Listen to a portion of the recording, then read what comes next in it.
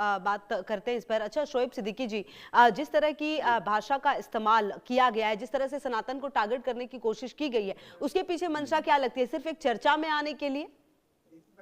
देखिए ऐसा है, मैं आपसे पहले कह चुका हूँ कि हम्म। जाहिर सी बात आर के चौधरी साहब की जो उम्र हो गई है, उम्र के साथ साथ कभी कभी इंसान का जहन भटक जाता है नीतीश कुमार की तरह।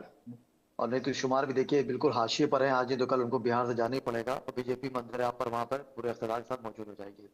आर के चौधरी साहब ने जो बयान दिया, देखिए होता क्या है, जल्दबाजी में दिया हो बयान मैं समझता हूँ बेहतर नहीं होता। और जहां तक सनातन की बात है, देखिए तो मैंने हमेशा आपके चैनल पे भी, नेशनल चैनल पे भी बात कही कि 47 में जब मुल्क आजाद हुआ था तो मेरा हिंदू भाई उस वक्त मेरा राम था, और 2025 में भी मेरा राम है।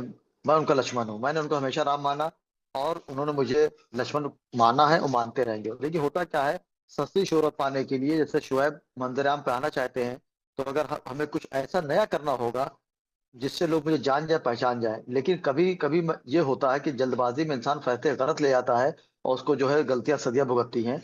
आर के चौधरी साहब ने जाहिर सी बात है एक किसी धर्म को टारगेट किया है। और मैं यहाँ पे आपसे एक बहुत अच्छी बात है कहना चाहूंगा, खुदा का शुक्र है, लाख लाख शुक्र है अल्लाह का, कि किसी मुसलमान ने बयान नहीं दिया, वरना मामला दूसरा हो जाता। तो मेरी गुजारिश रहेगी आर के चौधरी साहब से कि आप किसी भी के मजहब के बारे में आप इस तरह की टिप्पणी ना दें। अगर हो सकता है आप मुसलमान को भी कल को कह दें, जिस तरह की प्लानिंग चल रही है कि कब्रिस्तान जब्त किए जाएंगे और मुसलमान भी जलाए जाएंगे, जिस तरह जापान में मामला भी चला था, उसमें मैंने कई डिबेटें भी दी थी। तो आर के चौधरी साहब को मंदिर आम पर आना चाहिए। देखिए होता क्या, अखिलेश यादव जो है तिनका तिनका बिटोर रहे घोसला बनाने के लिए 2027 में। लेकिन अगर आर के चौधरी जैसे कद्दावर नेता जो उनके बहुत करीब रहते हैं, हमसाई की तरह रहते हैं, अगर वो इस तरह के बयान दे देंगे, खासकर सनातन के खिलाफ इस तरह बयान दे देंगे, तो मैं समझता हूँ 27 छोड़ दिए 32 में भी आके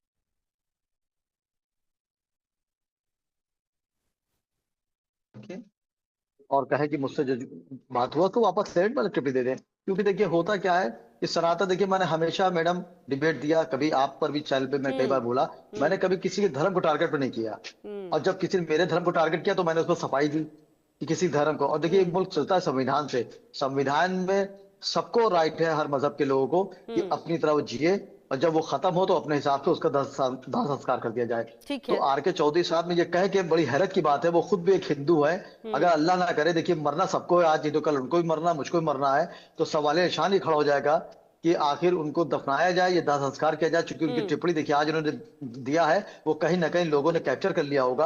और आने वाले वक्तों में मंदिराम पर आएंगे और आप 27 में देख लीजिएगा मैडम कि 27 में इनकी टिप्पणी जो है ये बड़े बड़े मंचों से योगी आदित्यनाथ जी इसको दिखाएंगे और हिंदुओं से एक बात कहेंगे। तो आपने 27 में जो आने की उम्मीदें कुछ जग रही थी, हम्म। उसको मैं समझता हूँ कहीं ना कहीं विराम लगा दिया है। और मैं उनकी तरफ से माफी मांगना चाहता हूँ, आर के चौधरी शायद माफी ना मांगे, सियासी लोग हैं, हम्म। लेकिन मैं आर के चौधरी तरफ से माफी मांगना चाहता हूँ कि उन्होंने जो जुमला सनातन धर्म के लिए कहा कि ये जला हम्म। प्रदूषण फैलता है, तो प्रदूषण कहाँ नहीं फैलता है, जब गेहूं कटता है तो उसकी जो फ्यारी होती है उससे हम्म। आप बदे पूरा दिल्ली दूषण हो जाता है, प्रदूषण हो जाता है। तब हम्म। आपने उस पर जवाब नहीं दिया, लेकिन आपने कोई हिंदू को खत्म हो जाए दाह संस्कार या होली दहन पे आपने इस तरह बात की, मुझे बहुत अफसोस है। मैं आर के चौधरी से, आप सभी हिंदू भाइयों से और सनातियों से ठीक है शोएब मैं माफी सिद्दीकी जी, मांगता हूँ, क्योंकि वो तो बिल्कुल। माफी नहीं मांगेंगे, मैं जानता हूँ जी। शोएब सिद्दीकी जी देखिए, सीताराम जी जो बातें शोएब सिद्दीकी कह रहे देखिए वो बहुत ही एब्सोल्यूट है एक्चुअली। और सबसे बड़ी बात ये है कि कहीं ना कहीं सिर्फ अपनी राजनीतिक रोटी सेकने के लिए